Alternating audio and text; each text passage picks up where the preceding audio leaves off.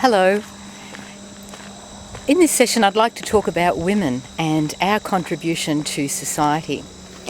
Have you noticed that all the cultural documents that our society is based on are written exclusively by men?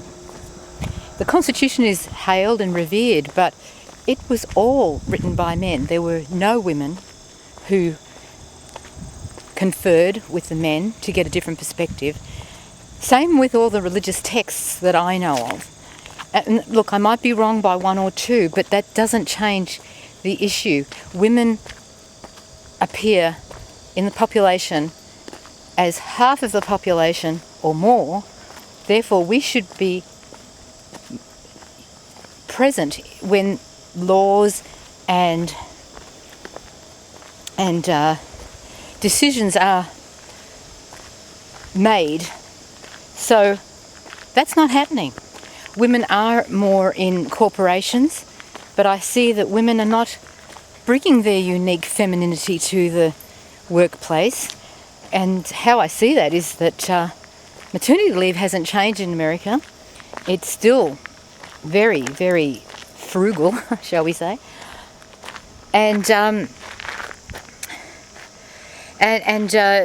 childcare still costs a ton. So,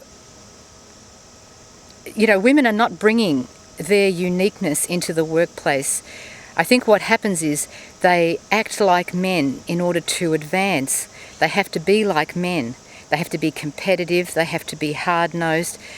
That's usually a male characteristic. I am not against men. I think they've got a lot to offer. I really do, and I like men a lot. But I do criticise their ways of doing things. For example, if I was working on a board and they were all women, I would think, well, wait a minute, something's not right here. Why aren't there any men? And I would try to find the reason for that and try to get men on board. But that doesn't seem to happen when men dominate a decision-making body. So I think that women have got a lot to contribute. We're different, and vive la différence. But women don't value their own attributes. We just go along with whatever has been dictated to us in our culture, which is by men. Because you name any cultural document, the Constitution, any religious documents, they're all written by men. And that is what determines how we behave in our society. What I'm doing is urging women to take a step forward.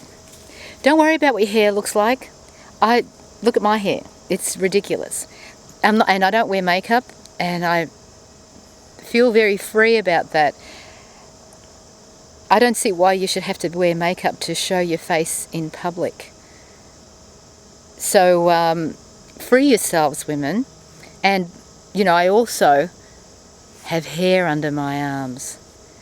And I'm not saying that everything natural has to be let free, but we are a little bit too fixated on being perfect, and perfection is not an ideal. It's good to have flaws, and it's okay to make mistakes. I intend to make some doozies. Well, I don't intend to, but I know that I'm going to make some mistakes. But I know one thing is for sure, that nobody's going to get killed or hurt.